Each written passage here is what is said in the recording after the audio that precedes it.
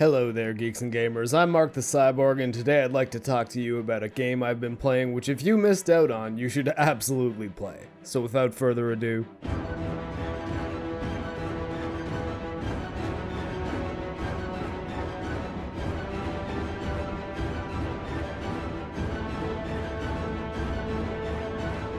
There's a case to be made that Titanfall 2 is the most underrated AAA game of all time.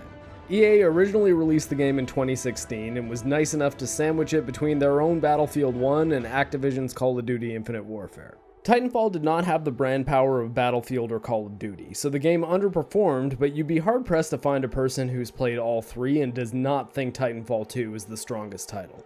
Titanfall 2 is a sci-fi first-person shooter, but what sets it apart from many other games in the genre is the incredible amount of mobility you're given while on foot, and the ability to pilot huge, fast mecha called Titans. During the campaign, you play as the incredible Gary Stu rifleman Jack Cooper, who by happenstance during a battle inherits the Titan known as BT. The story is thin and campy, but the banter between Cooper and BT is very charming and connects you to the characters quickly. In the middle of gameplay, you can choose how to respond to BT, and many of the options will result in funny quips rooted in BT's robotic logic. Pilot, this Titan weapon is an advanced design and may give us a tactical advantage.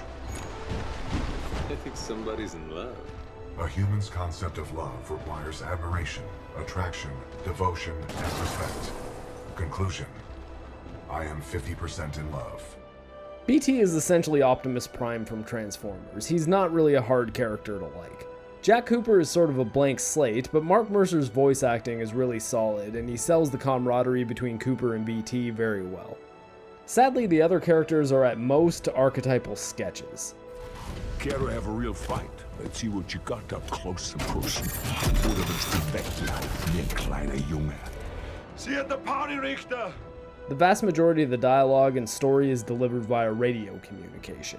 You get a static headshot of the speaking character in the corner of the screen and a dialogue dump. While this is sufficient to keep things moving forward, the world building leaves a bit to be desired. I've played Titanfall 2's campaign 5 times through, spent a lot of time with the original game, far more time than I'd care to admit on the now defunct iPad RTS Titanfall Assault, have a few Apex Legends chicken dinners under my belt, and I still don't know much about what's going on in the Titanfall universe. There's a mining company called the IMC and a militia of independent nations or planets, and they're fighting. In Titanfall 2, the militia are the good guys, and not a whole lot else matters from a functional standpoint. There's an alien artifact called the Ark, which acts as the story's MacGuffin, and a group of mercenaries called the Apex Predators who are working for the IMC and are trying to stop Cooper and BT from finding the Ark. The plot functions well enough to move Cooper and BT from location to location and allows them to have boss fights with the Apex Predators, but it doesn't really do anything more than that. This would be a problem, but the story is little more than the bones. The meat of Titanfall 2 is the incredible gameplay. There are two types of gameplay in Titanfall 2, pilot combat and Titan combat. When you've got your boots on the ground as a pilot, Titanfall feels like an amped up version of Call of Duty. The jump pack the pilots wear allows you to perform double jumps and wall runs, and to say this feels good while you're playing it is really underselling it. It's the best locomotion system in any AAA shooter. As you combine sprinting with double jumps, wall runs, and crouch slides, you will gain momentum, so accomplished players will be able to zip around the environments at insane speeds. Sprinting is the only action which prevents you from firing your weapon, and there's a major sense of accomplishment which comes with pulling off a spectacular feat like getting a kill during a wall run or a slide. Playing on a PC with a mouse and keyboard is preferable as it'll give you the level of precision necessary to do some of the truly crazy moves, but playing on a controller still feels quite good. The aim assist is generous, and on consoles the frame rate stays locked at 60 frames a second, so unlike, say, Witcher 3, the experience on Xbox One or PS4 is still very fluid and comparable to the PC version. The guns themselves are not overly interesting and all boil down to slight variations of pistols, submachine guns, rifles, shotguns, or heavy machine guns, but they all feel fantastic to shoot. While you're piloting one of the giant mecha of the game's namesake, you aren't as nimble, but unlike many games where vehicles feel and control like you're suddenly playing a totally different genre, being behind the wheel of a Titan still very much feels like a fast first-person shooter. You're certainly a lot larger than the humans on the ground, and there's definitely a sense of weight to the movement, but you can still sprint, crouch, aim, and fire like you would in a traditional FPS. Rather than jumping, the space key triggers a short speed dash when you're in a Titan, which can help you escape a desperate situation. There are several different types of Titan, and during the campaign, BT can equip each of these types as a loadout. The Tone loadout tends to be the go-to, but I found that different loadouts were better for different situations in the campaign. The Ronin loadout is really slick, with a phase shift ability similar to the one Wraith uses in Apex Legends, and it has a really sweet sword, but it's sadly made out of paper. I found I came to really like the sniper rifle in the North Star loadout. It does major damage when you charge the shots and hit an enemy weak spot, which came in handy during some of the boss fights. And the Legion's the last one which really clicked with me. It's the last Titan loadout you require, and it has a super powerful minigun and an incredibly handy energy shield which you can attack through. Each Titan also has a defensive ability, a special item, and an ultimate attack called a core.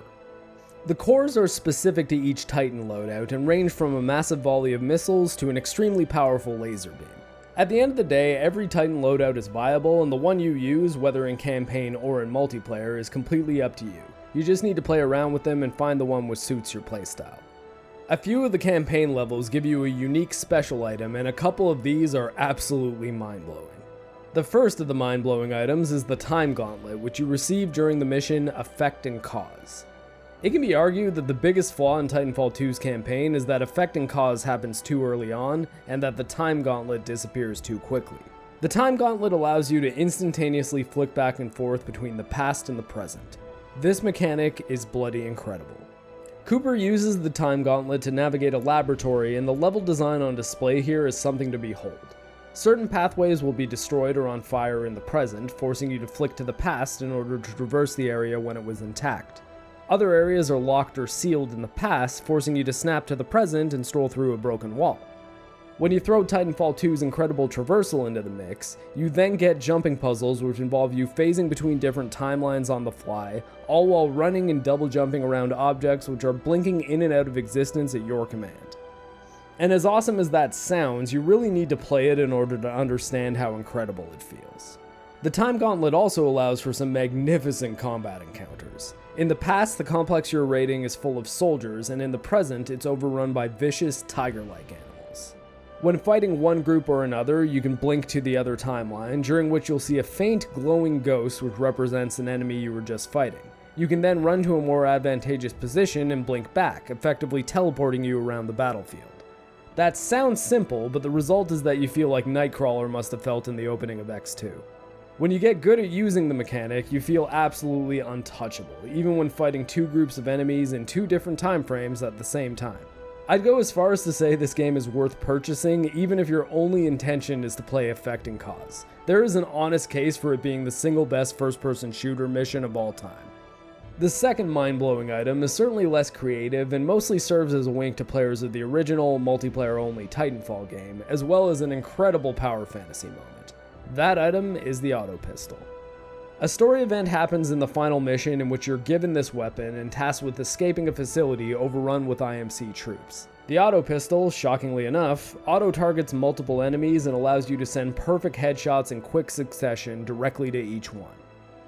It's a short sequence, but it definitely feels like a culmination of the acrobatics and gun combat you've been doing the whole game.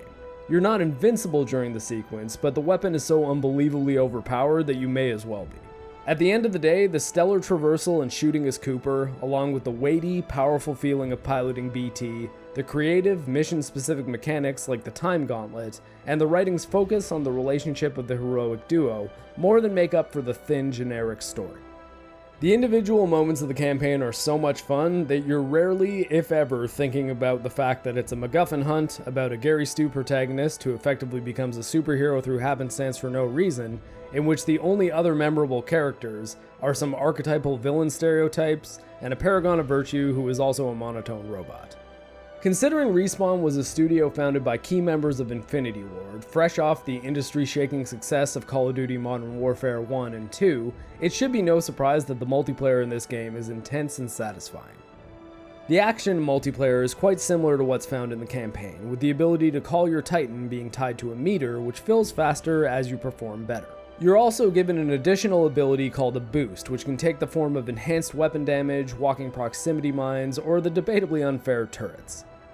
Both the Titans and the boosts are essentially Titanfall's version of killstreak awards, but are granted by time and sped up by player performance. So even if you're terrible at the game, you'll still get your boost and your Titan, but they'll come much faster and more often if you're racking up points for your team.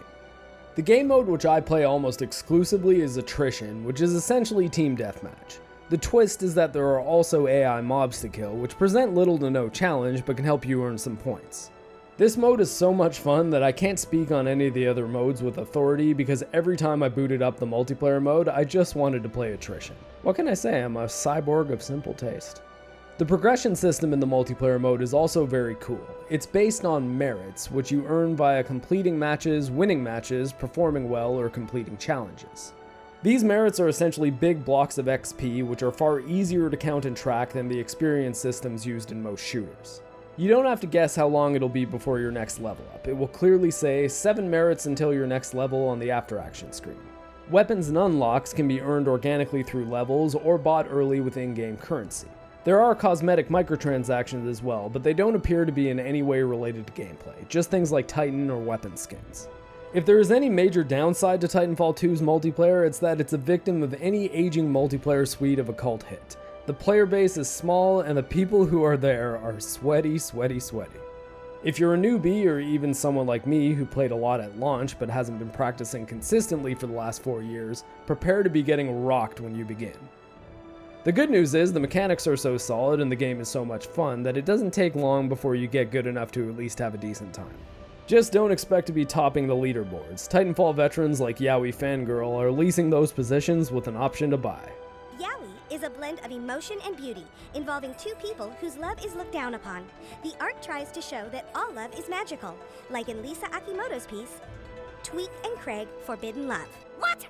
Players of Apex Legends might find themselves at an advantage or a disadvantage depending on whether they resist change or if they're more like Catwoman. I'm adaptable. Most of the weapons and core shooting mechanics are the same, but the time to kill, weapon acquisition, and most of all the movement mechanics make it a very different game.